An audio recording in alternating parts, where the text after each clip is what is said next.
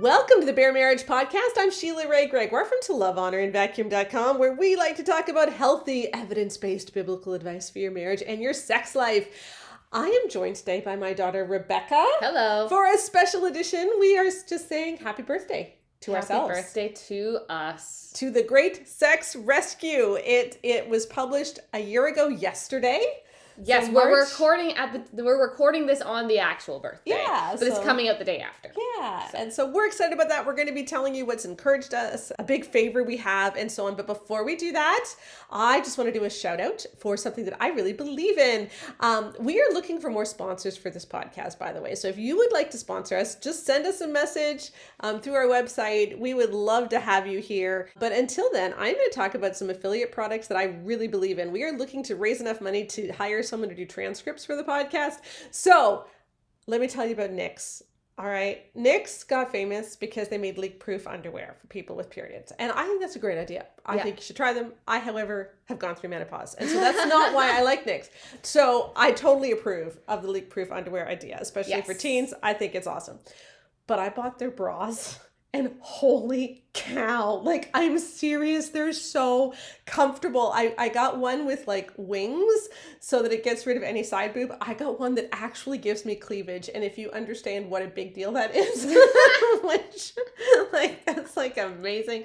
And then I got like just an everyday one, and it's like they work like an underwire bra, but there's no underwire. And I got a nursing bra from one of my friends who bought one and just didn't fit her, and so she gave it to me, one of the Knix nursing bras, and holy cow, like there's no comparison. And I have all these super pretty underwire bras that I never wear now.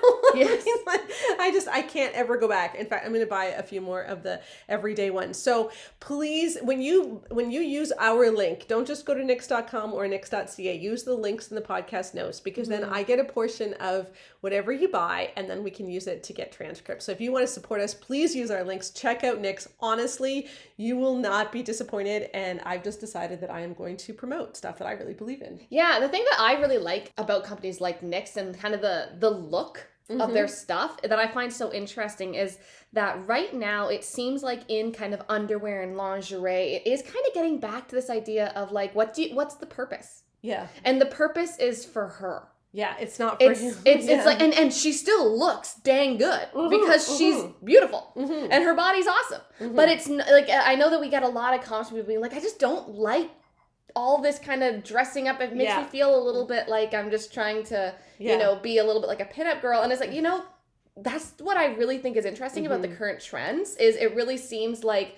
in essence, women are like taking our underwear back. Yeah, I like that. Taking our underwear back. And they use models of every size, every race, like every body shape. And they often have things where it's not, like as someone who's had a C-section, like I see their ads with C-section scars and stretch marks all the time. Yeah, so it's really awesome. So check out Knix.com or Knix.ca. The links are in the podcast notes, and when you buy from them, you do support us.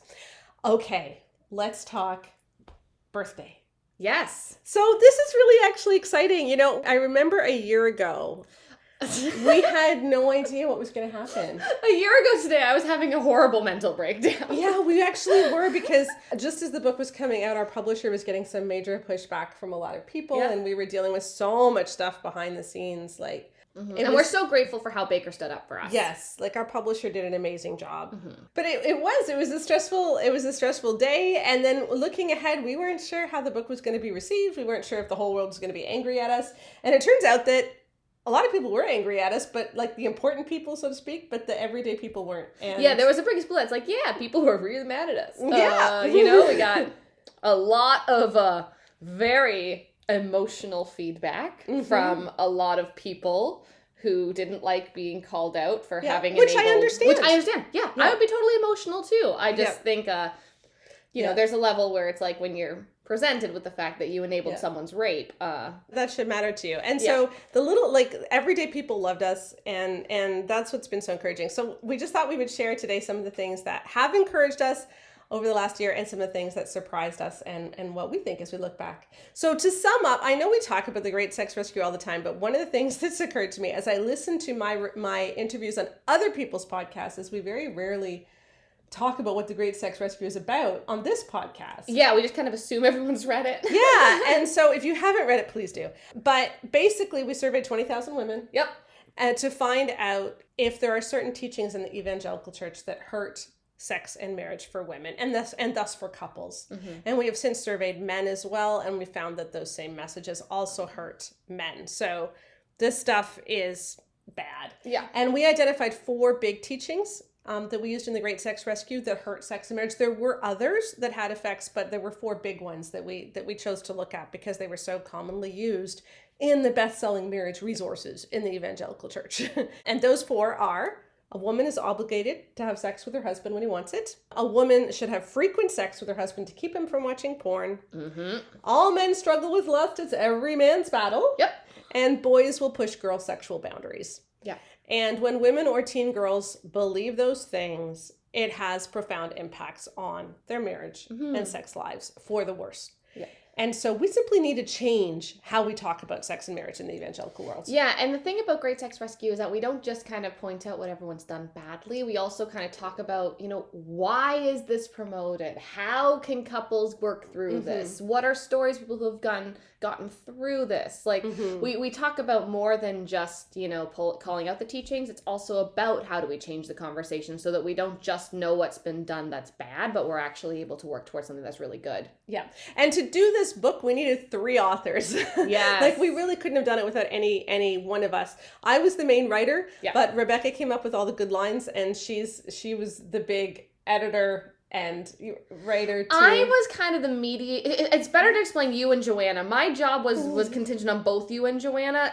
So you were the main writer. Joanna did all of the smart stuff. Yeah, you and Joanna designed the survey together. Yeah, we designed the survey together because I'm good at survey design stuff. And then Joanna ran all of our stats. Joanna is our statistician. She really is quite brilliant in this, and she won't say that herself, but she's really good at it. And she's taught statistics in university level courses. And she's mean to me because sometimes I want to say things, and she's like, "Sheila, you can't quite say that because it's more nuanced than that." And so she keeps me from and so but my job was really, I saw my job very much as kind of the working between the writing and the research to kind of figure out, okay, how do we make sure we're true to the research but still write it in a way that's accessible? And then I had the worst job of everybody. Oh, and then you also ran the focus groups. Oh yeah, I ran all the focus groups and I did all that analysis. But I had the worst job because I had to read the best-selling books and pull the quotes, and that was traumatic.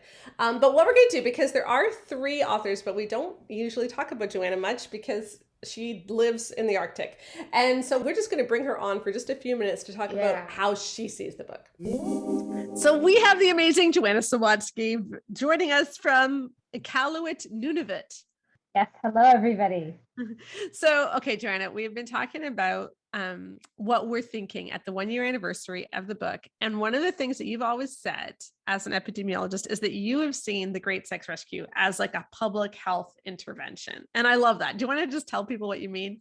Okay. So I rolled up in, oh goodness, it's been a long time since I started my master's in public health. But you roll up to the very first lecture of the very first class and they say, here's what health is. Health, according to the WHO, is a state of complete physical, mental, and social well-being, and not merely the absence of disease or infirmity. And that definition was actually developed in the 1940s. So it's old. But public health sees health as this very expansive idea, including our spiritual health, our physical health, our mental health, and our social health. And then I started taking more classes. So I took classes like biostatistics, which obviously we use in the graphs in the book. So that's part of it, definitely very obviously, public health intervention. But we took classes, I took health program planning and evaluation, which I didn't do this part of the book, but Sheila, you read through all the bestsellers and you essentially said, is it working? Yay or nay? And the answer was nay. So there you go, there's health program planning and evaluation. I took health promotion, which is a lot of marketing, which of course we do, and a lot of making sure people kind of understand the types of behavior changes they can make to make their health better, or advocating for changes to the built environment to help with that. So that's obviously we're doing lots of health promotion with our population of interest. So I guess I think of this really as saying, okay, what's the problem? The problem is we see a high rate of vaginismus and sexual dysfunction in evangelical women. And then what are we doing to fix that problem? What is our public health intervention?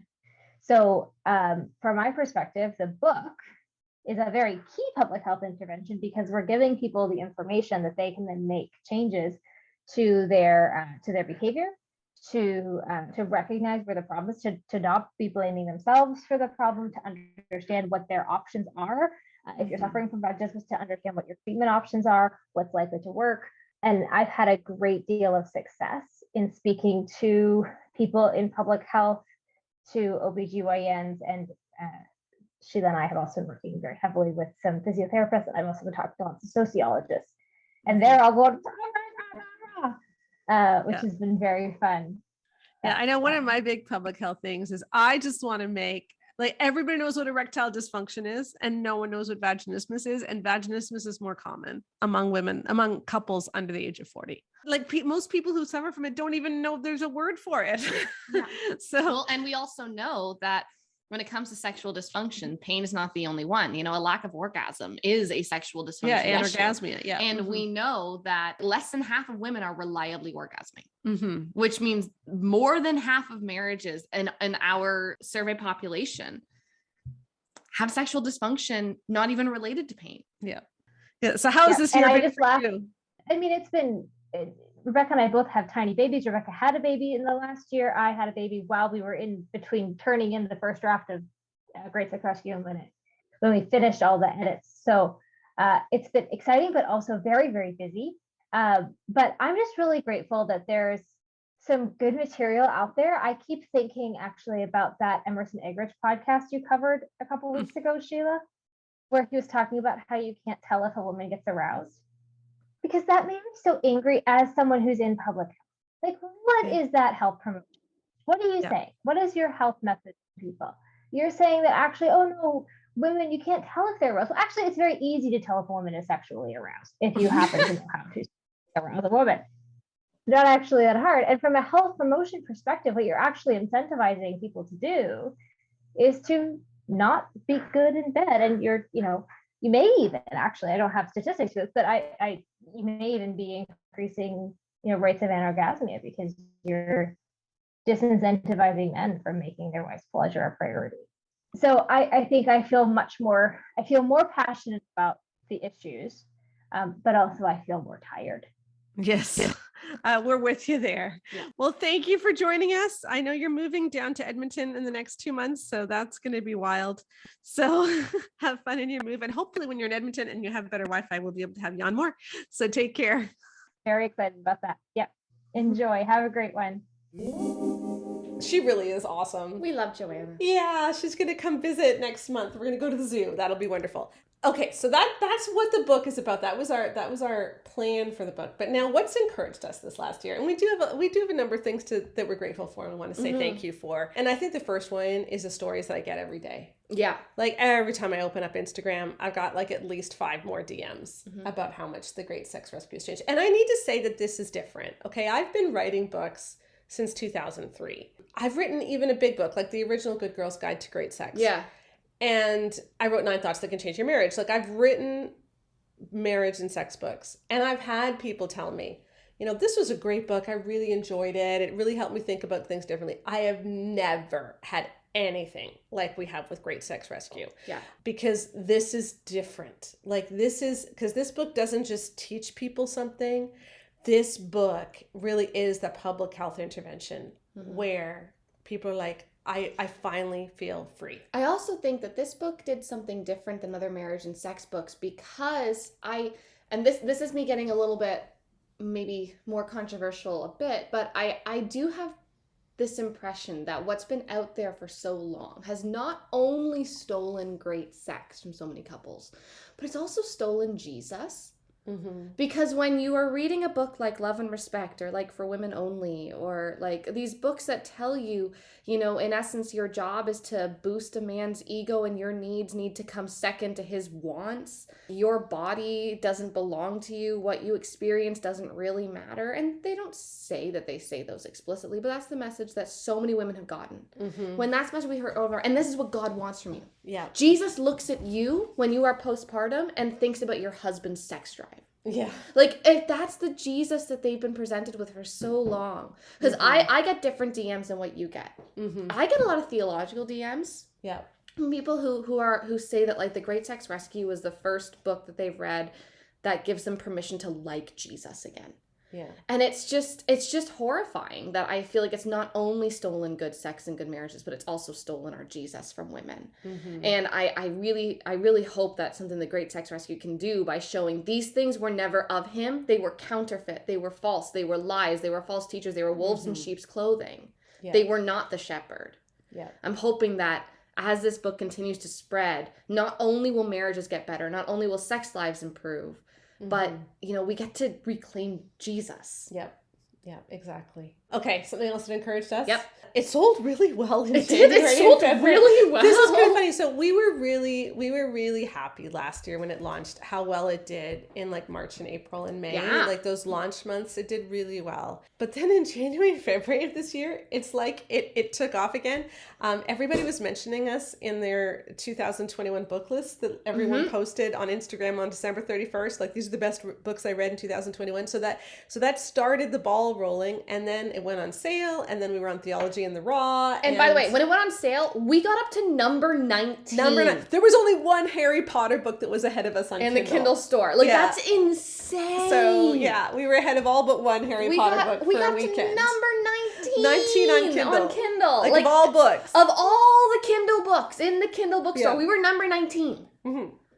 No, not for very long. No, we still got up it there. was a very brief moment. Yes. But still, like, Yeah. very, very, very few books will crack the top 100. Yeah, ever. Yeah. So that was really cool, and it's been selling really well this year too. So it kind of feels like it had that initial push, and then it just started taking off again with word of mouth, and so we really want to continue that momentum for sure. Another huge thing that's been encouraging is I've heard from so many counselors and pastors who are using it. Yeah. People keep sending me YouTube videos of, hey, my pastor mentioned the Great Sex Rescue in his sermon last week, which is great. I've zoomed into a couple of seminary classes, counseling classes, where professors have asked me, they've been reading my book, and I've gotten to talk to the students. And if you are a seminary prof in a counseling department and you would like us to zoom into your class, just talk to me. I'd be happy to. I'm going to be teaching or going and visiting Colorado Christian University in the fall. So this is great. So it's getting out in counseling programs. And that's really encouraging too, because if counselors get a hold of this is going to change. Yeah, because right now it's books like Love and Respect that are being promoted by pastors and counselors. And so if they start to shift. Yeah.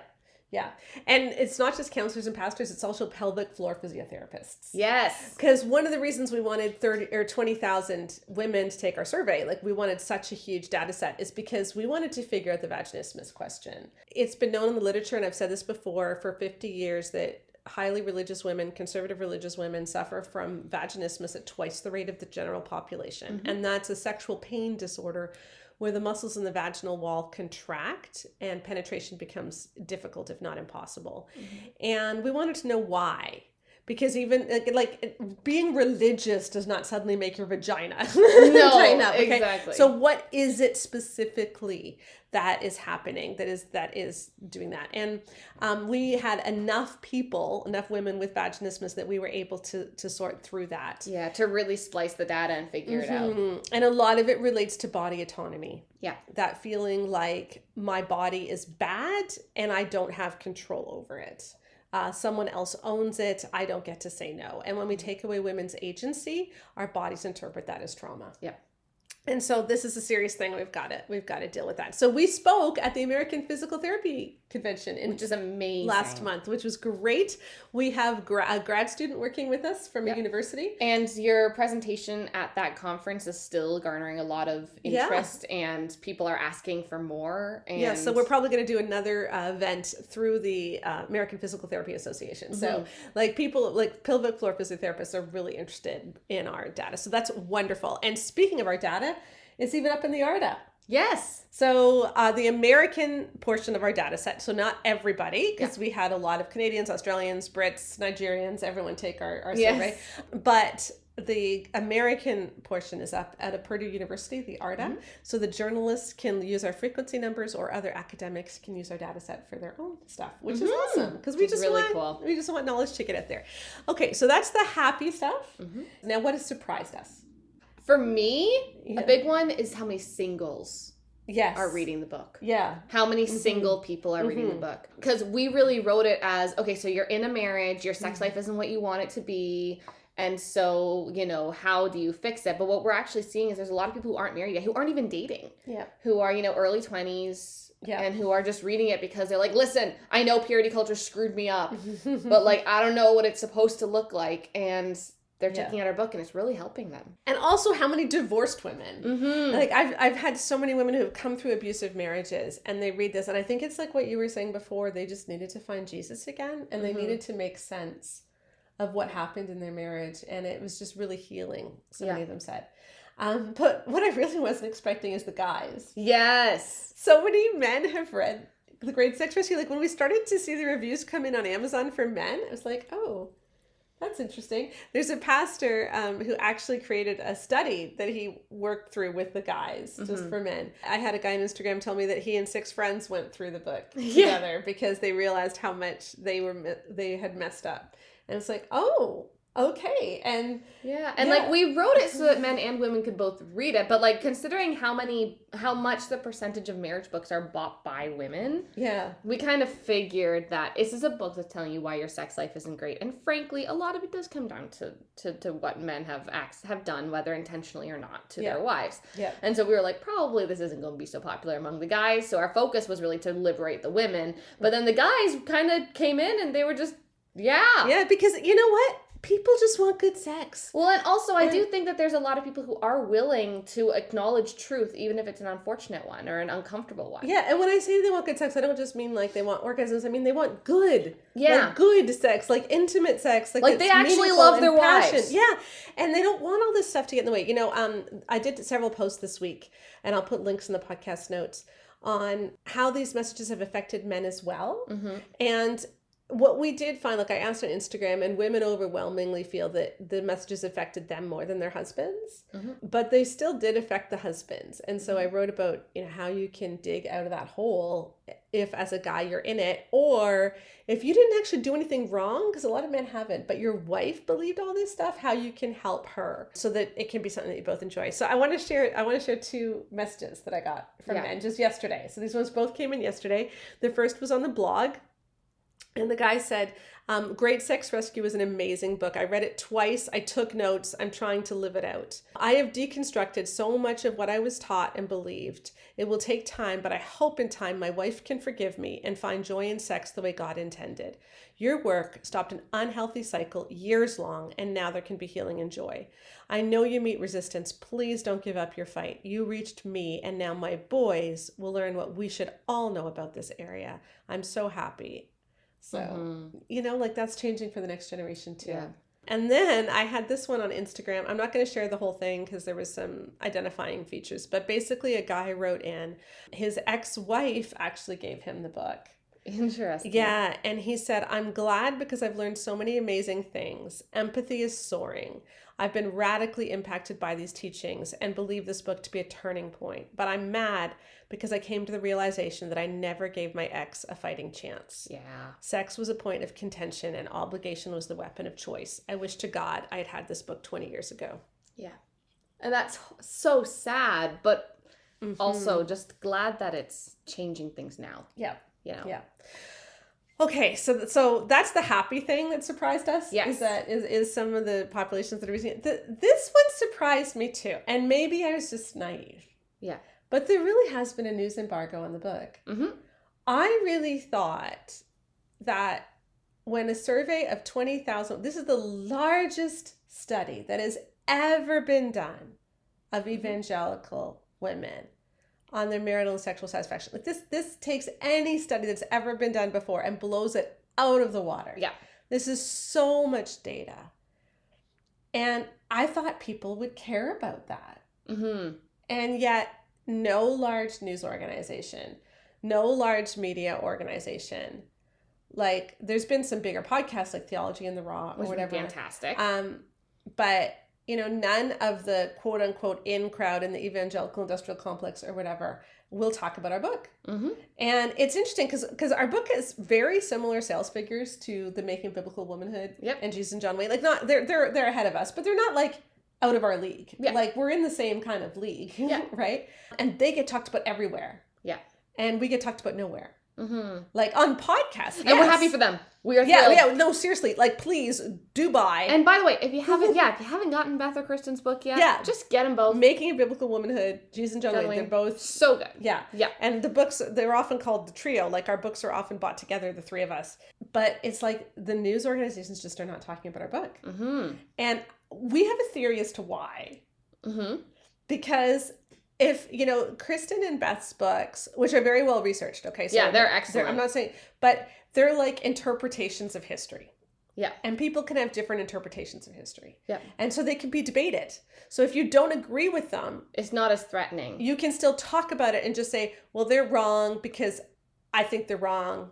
And there you go. And a lot of the critiques have been quite silly. But quite silly because frankly, I mean, you can't really argue against it. It's just that it feels like you can because, Yeah. But like in the history realm, people are used to saying, okay, well, this is my interpretation. That's your interpretation, et cetera. I think what scares people about our stuff is we have data. Well, it's not like we think these things are bad. It's like you are allowed to believe this. And your wife is less likely to enjoy sex and you're much more likely to be bad in bed. Yeah. So you can think that if you want to, but she'll have a 37% lower orgasm rate. Yes. Or, if you think we're wrong, chances are your wife isn't happy in bed. Like, and I wouldn't say it like that. Well, maybe I have, but like that's the implication because we have all of this data. Yeah. So, and I think that's where people don't know how to engage with our stuff. Because it's just a little bit more personal, I think. Mm-hmm. Like, it's a lot more personal. Yeah, and how can you argue? Like, okay, you want to argue that women are obligated to have sex? All right, then she's going to have... almost a doubly as high likelihood of getting vaginismus. Like, she's much more likely to find it difficult to get aroused during sex. Mm-hmm. She's far less likely to orgasm. Like, there's just all these negative things. Yeah, and it's hard to argue against stats. So they could argue... If all we were arguing was the interpretation of 1 Corinthians 7:3-5, like the do not deprive verses, they could engage with us. But we're not just arguing about that. We're arguing about what happens when you teach it that way. Yeah. And they just don't have a response for that. And so their response has just been radio silence. Yep. So like nobody will cover us. And I really thought that I also think the big thing that we did, which Kristen and Beth also did, but I think this combined with our stats might be why we had some silence, is we just quoted people. Mm-hmm. Like, we weren't talking about trends or, like, overarching themes. We were saying, this is what people hear. They hear, if your husband is typical, he has a need you don't have. That's Emerson Eggerich's love and respect. In love and respect, right? Or, like, it's because we had a similar thing happen on Instagram when you did a Fixed It For You of Owen Strong's tweet. Yeah. Mm-hmm. And he went on saying, this is slander. We're like, we quoted you. Yeah, we just quoted you. But all the responses to him were like, my dude, they just quoted you. Like, are you slandering yourself? Like, it's not, is it now slander just to say what someone said? Like, dude, if what you said is slanderous to yourself, maybe you shouldn't have said it. Yeah. Like, he didn't, like, he looked like he was really shut down pretty quickly. And I think that's the problem, is that these big people start talking about it, we can say, but you said this. Yeah. Like, they can't engage with it because we're not twisting their words. Yeah. We're just quoting them. Yeah. And of course, the stuff that we're quoting is stuff that's still best-selling. Yeah. Kristen was talking about a lot of stuff in the past and Beth certainly was, but we're talking about stuff that's right now, and so you Yeah. can't just talk about it as like a theoretical discussion. It's like hey, it's your friend who you just had at your conference is telling women this, and by the way, it's meaning that a certain percentage of women in that congregation who are currently being sexually assaulted by their husbands are much more likely to have it happen tonight. Yes, and that's your fault. Yeah. Yeah. And so they don't want to talk to us, which is like understandable. They don't know how to engage. And so, but because of this, so we've been, we haven't been on any big radio shows. We haven't been like on any big media outlets, et cetera, et cetera. Because of that, the book really is depending on word of mouth. And it's been amazing. It's like we have not been talked about everywhere in terms of the big things, but we're on everyone's Instagram, we're on everyone's Twitter, we're on everyone's Facebook, because frankly, the people who like the book can't be stopped. I love it when people leave a link to the Great Sex Rescue and Focus on the Family's comments. I know, that's the funniest thing. Eventually it'll get deleted. They always delete it within a few hours, but so many people have told me, I found your book because someone left the link in Focus on the Family. Yeah, exactly. So, and then they start following me, and I love that. So just keep doing that. Keep going. You guys, pretty much what we're trying to say in this podcast is what you're doing is working. Yeah. Please keep it going. But there was this commercial that I grew up with in the 1970s and 80s for Fabergé organic shampoo.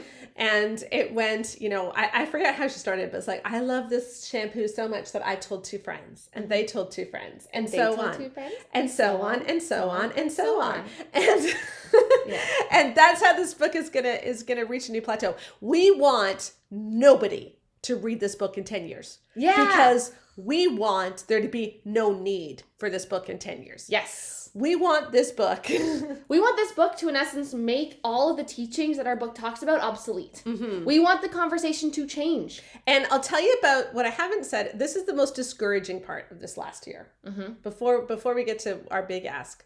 The most discouraging thing for me was when Married Sex by Gary Thomas was published. And the reason that I found it so discouraging is because he had read The Great Sex Rescue and he declined to endorse it, which is fine. Yeah, you're allowed to do that. But he had read it while he was writing his book. Yes. And he used a lot of our wording. And it was very clear that our work allowed him to write a book that promoted all of these harmful messages, but in a way that used the right politically correct language. So it didn't sound like he was doing. So he would say, obviously obligation sex is bad. We should never do obligation sex, but sex should feel like a sacrifice at least some of the time, and you should think of sex like you do feeding your newborn baby in the middle of the night. Like, so he'd say, so people would read that and be like, well, you shouldn't have obligation sex, but then also, but if you're not sacrificing, are you really a good Christian wife? Yeah, and so he used our language to make him sound safe, but then the underlying messages were the same. Send him nude photos so that neurologically he's focused on your body rather than other people's. Yeah, which is just disgusting. Like, and that's... So again, we're not saying you can be flirty, send new photos if you want to, that's fine. But to pressure women into doing things that are unsafe, it is unsafe to send nude photos, to a husband, because that will help him not look at porn. Yeah, that's problematic. And so he used our language to make it sound like he was safe, but then the underlying message was the same. So we still have work to do, people. Yeah. We still have work. That can't happen again.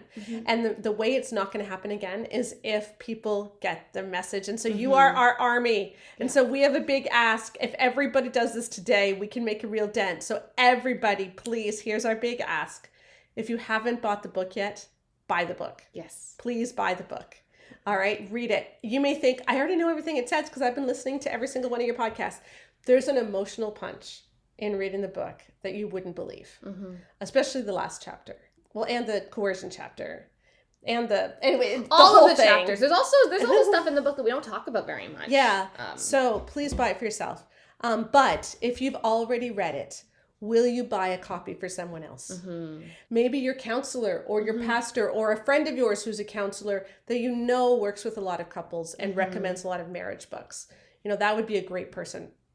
Or think about the person in your social circle that knows everybody. Yes. Like for us, it's Evelyn. And from Quinty West. Yeah, and to emphasize how much Evelyn knows everybody, when I went, this is a funny story, when I went to university and I met my now husband, who is from Kamloops, BC, which is on the other side of the Canada, country. And wasn't a Christian. And was an atheist from BC, okay? When he had been in IVCF, our Christian Fellowship group, for a couple of months when we were dating, I looked on his Facebook once and it was like, people you may know, Evelyn. And she was there because a couple of the Christians from Belleville were at University of Ottawa.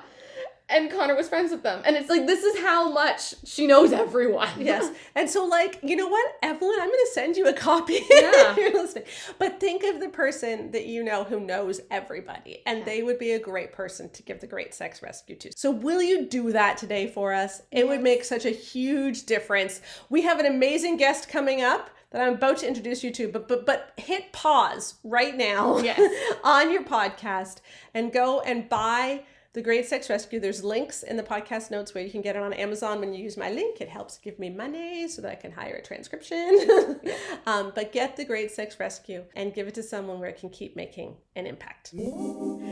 I am so thrilled to welcome to the Bare Marriage Podcast, Elizabeth Fisher Good from Free with E. Hi, Elizabeth. Hey, Sheila. How are you? Good. I'm so excited to talk to you. For our listeners, Elizabeth is she's like a power woman, and she is so devoted to the same stuff that we are, just from a different angle. Elizabeth's been involved for 11 years in combating sex trafficking, and now her ministry, Free with E, which you can find it at freewithe.com, has church curriculum to help the church handle this properly. And that's what I want to talk about today. So thank you. This is going to be fun. Yes, it will be good. Because even though it's a rough subject, you're a fun person. So yeah, because you know what? Getting to the truth is actually fun. I think people have the wrong perception that like, oh no, this is scary. It's like, no, living your life under your purpose is actually scary. Awesome. Yeah. Awesome. Exactly. What I've specifically wanted to talk to you about is what you have found, where the intersection lies between how the church talks about sex and enabling sex trafficking.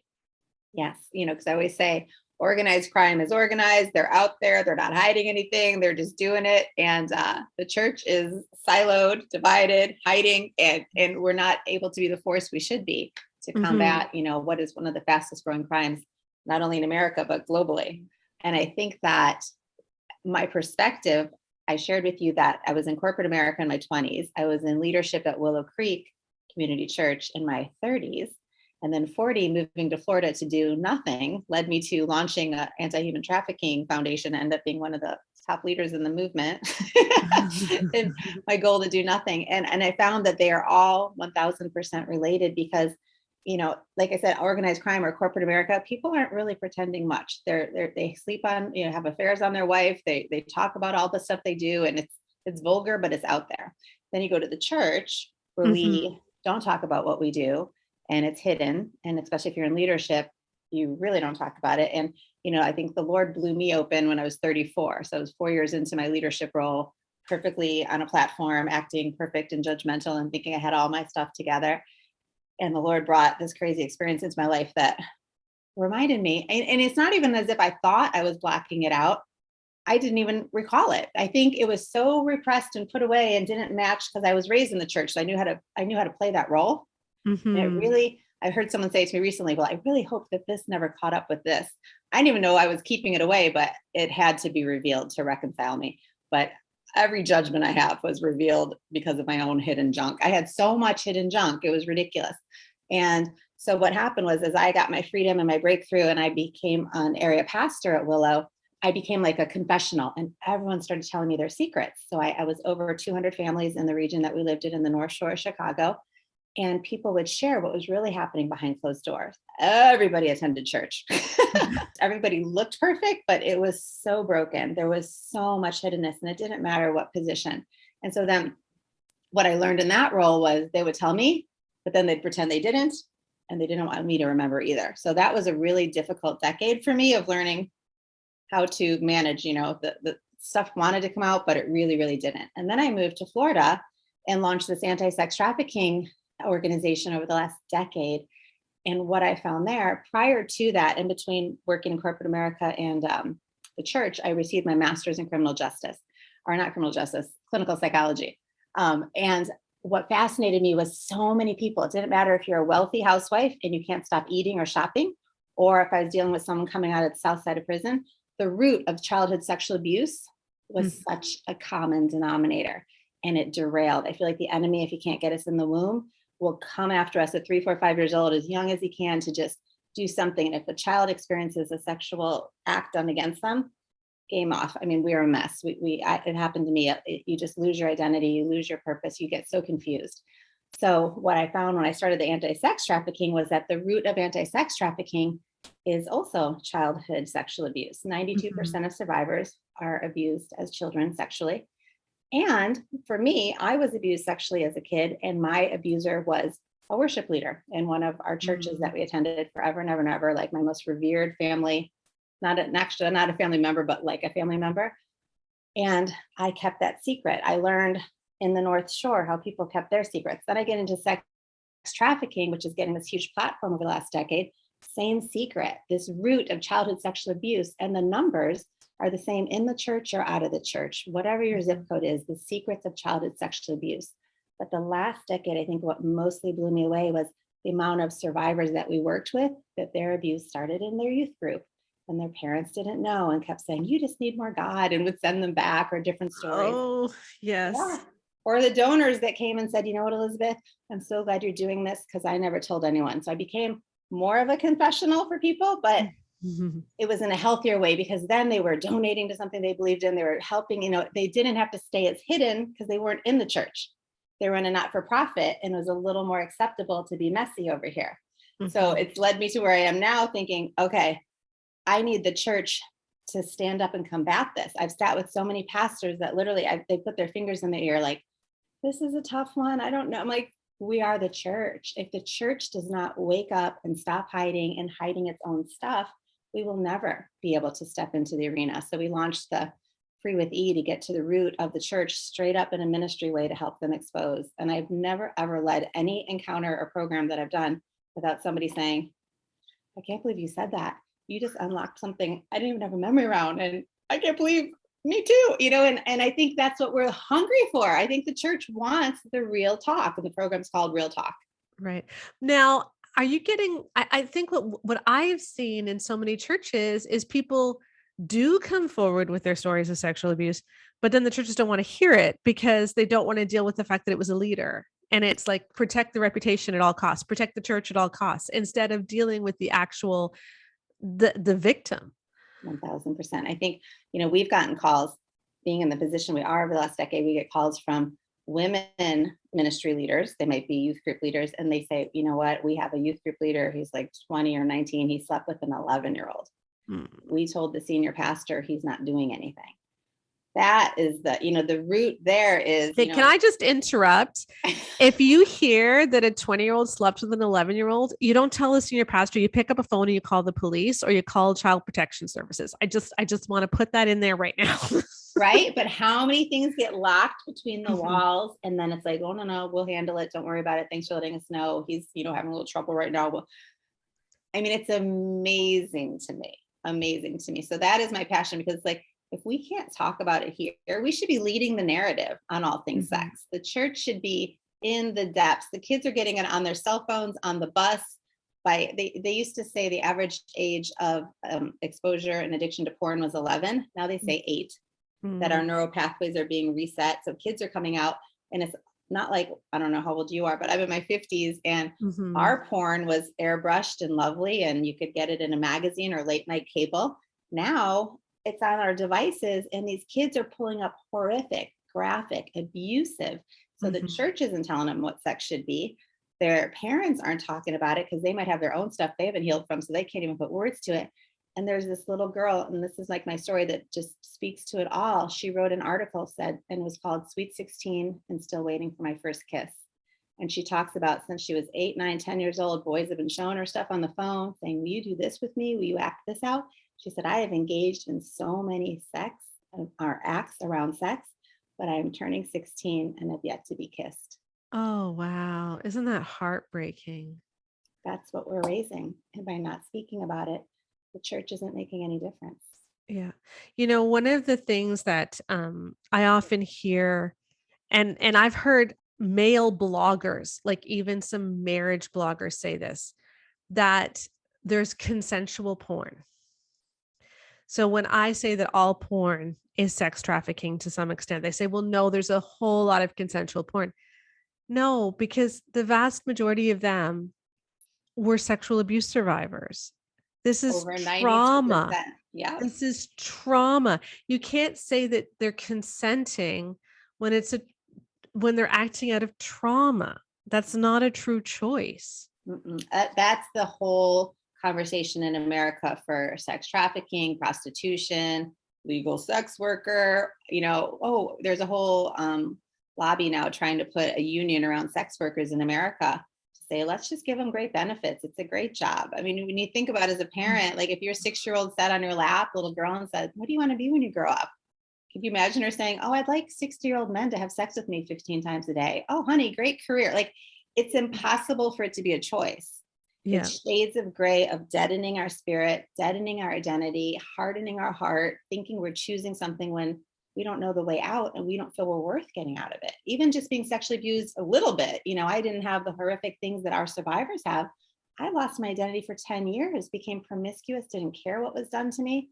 It's a lie, and it's absolutely unfathomable. Like when I hear a pastor talking and he's like, well, she's a hooker, or so-and-so, I'm like, oh my God, like I raised my boys. I have boys that are now like 20 and 18. And I'm like, there's no such thing as a hooker. There's a girl with a story. Do not ever let people speak like that. Think about it. Yeah. So how would you define sex trafficking then? Well, sex trafficking, what we've seen over the last 11 years being in it, they define it by force, fraud, or coercion. You have to have force, fraud, or coercion. And what I've typically seen are children that were abused in an abusive situation or something that made them vulnerable. And they were coerced. They say within 48 hours of running away, any child in any zip code in America, within 48 hours, 80% of them will be approached by a trafficker and literally just has to say, hey, baby, I bet your parents didn't know how to love you, or are you hungry? You need a place to stay. I'll love you. And a child, like the youngest that I worked with over the years, she came to us years later, but she said at 11 years old, she said, you know what? I remember being 11 and saying, whatever is on the streets has got to be better than what happens in my bedroom with my dad and my brothers every single night. And she ran away and she became a statistic. Within 48 hours, she was approached. They say the number that once they lure them into the sex trade, they're sold 15 to 40 times a day. Most of the girls over the last decade said their number was 20 or 25 of men they had to service. And getting them out and breaking through that pattern and that destiny, it's Satan's greatest desire to destroy us and take us down. Yeah. And of course, now sex trafficking, porn also counts as sex trafficking because they're doing sex acts and where they anything don't involving want. a child and any commercial exchange of sex. When we first started this in 2011, 2012, they were arresting kids. Like this poor little girl, when she ran away at 11, they would arrest her because the predator and the buyers never got arrested. They were like, oh, John, go home to your wife. And, the trafficker, he put the girl out there. He never had anything on him. They would arrest these children of childhood prostitution, and they would do every prostitution arrest was a misdemeanor. 3 childhood prostitution arrests equaled a felony. 3 misdemeanors translated to a felony. By the time we found this girl when she was 18, she had 18 felonies from all the arrests of child prostitution. So changing laws over the last decade, educating law enforcement that this is not a little prostitute. This is a little girl that has had everything stolen, hasn't had a clue how to get restored, and you're throwing her in jail. So it's like we've flipped the paradigm, we've flipped the narrative, and we're helping to re-educate systems because our world has had it's been very comfortable. I think people always say, oh, it's the oldest profession, and what our law enforcement now that's really tuned in says, no, it's the oldest story of abuse. And it's time to stop turning a blind eye. No one chooses this. Now, I think a lot of people think that sex trafficking doesn't really affect churches or doesn't, that's something that's out there. And so why should we educate churches about this? What would you say to that? Well, I think, I don't even think a church is really capable or ready to hear much about sex trafficking. What we need to start helping the churches understand is you have secrets. just abundantly in your pews, because we had a little girl that when she was younger, she was abused in youth group. And the youth group leader used to say to her, you know what, you tempt me. It's your fault. You have this spirit of seduction on you. You know, you can't tell anybody, you're going to ruin my call. And this little girl, she's like, oh my gosh, I've ruined the youth group leader. You know, I think the church has to start talking about that, because know what happened to that girl? She was an all-star lacrosse player. She was amazing. She kept doing more and more drugs to numb and numb and numb, because it kept happening. So parents were like, what's wrong with you? You need to go to church more. And they kept shoving her. And she ended up, finally, her parents were so fed up with her, this brilliant, athletic, gorgeous girl. They dropped her at a Salvation Army. Salvation Armies are like Pimp Haven. They're looking for vulnerable people that come there. She was, within her first 48 hours, statistically, same thing, dragged in this trafficker that was, I mean, just disgusting to even look at, but he controlled her mind, and he sold her for 2 years. It took a team. We have outreach teams all over the country that are running after these girls to say, hey, you're worth more. There's more for you. You don't have to do this. They're so deadened inside. So if the church doesn't realize that we have to get ahead of it so that a child doesn't keep a secret, and a parent is not still keeping their own, it doesn't have the ability, you know, the church, the Bible talks about the sins of the father to the third or the fourth generation. In psychology, we know that a generational pattern is repeated unless something happens of intervention. So it's statistical, it's biblical. Yeah. Now, of course, boys can be trafficked as well. And there's a lot of boys who are trafficked. You've been talking a lot about girls, but we know that boys are trafficked as well. And so this is a big problem. And boys are also victims of child sexual abuse, not in as great numbers, but in way too many numbers. Close. I mean, the numbers are not as off. It's what they say. 1 out of 3 little girls is going to keep a secret of childhood sexual abuse before she's 18. 1 out of 5. 5. Yeah, I was going to say 5. Yep. So it's a lot. And then let's remember too that the way that it enters the church isn't always the victim, but often the perpetrator. Like any man who is watching porn is participating in sex trafficking. Right. And I've been leading different programs and groups for women forever. And I've recently said, ladies, I think I'm going to just make a t-shirt that says, hey, ladies, you're not doing them any favors, because so many women hide and cover up for their husbands, and they have a platform in the church. And what's the stat? 77% of pastors have a sexual addiction. Yeah. I don't think it's actually that high. In the 70s, isn't it? I think it's like, well, I don't know, unless pastors have a lot higher, but it's a lot. It's way too many anyway. Yes. And I've talked to, because one of my parts of my ministry is I get a lot of strong women leaders, and as their guard comes down and they're talking about their stuff, they're like, well, you know, my husband's so into porn, but you know, and I'm like, wait, let's stop right there. Well, you know, everybody does it, not like excessive or anything. And I'm thinking, oh my goodness, like as women, there's so much that and so what I've been teaching and working with people is the minute that you change the spirit in you that's turning a blind eye, like the enemy wants us to keep that blind eye. And when a wife has her epiphany and she has her awakening, the spirit in him knows it. And then it's awesome, because then it's game on. Like, yeah, he could stay in agreement with the enemy and all day long not want to go there. Or you could take everything higher and change the legacy. I mean, I'm so tired of hearing people say, oh, my parents were married for 55 years. They had the greatest marriage, but this person's divorced twice. Why? Because you watched 50 years of hiddenness and secrets and you didn't know how to work it out. And I think the time for the church to be the voice and leading this narrative and talking about why, because pornography, like I think the beautiful thing with porn is if we would speak about it correctly, we could help people understand the why. It's not, oh, shame, you're bad. Oh, this. Nobody knows. You know, girls are addicted to porn as much as men. I mean, the little girls are getting addicted at a young age, just like the boys are. But what they don't understand is we're not saying don't do it because it's bad. Don't be like the world. We're saying the enemy is robbing you of your ability to have intimacy with your spouse. Men that are, I mean, how many guys do the wives go, well, yeah, he's on Viagra, but it's okay. Well, no, he really wouldn't need it. If it was okay, he would be able to be aroused by you, his wife. Yeah. And so like when I talk to my boys, my poor guys have had me like doing TED Talks and talking about this stuff forever. And one conversation, I sat them all down. I'm like, I want you guys to know this, not because it's bad and you should feel shame, but you come from sexual addiction on this side, sexual addiction on that side. And my whole thing is it bonds you to the wrong stuff. And my desire is for you to have a great marriage. Like, I just want you to get hard for your wife. And my kid's like, Mom, I'll get hard stop. There are so many women, if the church was really talking, we're talking about, I have sex with my husband once a month or once a year, or we don't do it at all. And they're prominent in churches that I know around the country. And I think the younger generation too really, really resonates with the justice argument, because the younger generation cares about social justice. So if we can start talking about the human trafficking angle of this, that it isn't just willing people having sex on a screen, you are actually masturbating to somebody being raped. And you're perpetuating a lie and a fantasy. It's not even close. And you're, a little girl doesn't want to play it out and mimic it. Yeah, it's a business. It's a Hollywood. It's a huge. It's pornography is higher than sex trafficking. I don't know if it's a $90 billion. It's just the stats are astronomical for porn. The amount of money they were saying, was it Netflix, Google, all these top tech companies combined don't come close to Pornhub. And as a Canadian, let me just apologize for Pornhub. It's one of my biggest embarrassments as a Canadian. These companies are from Montreal. But anyway, so what is the first step for people who are listening?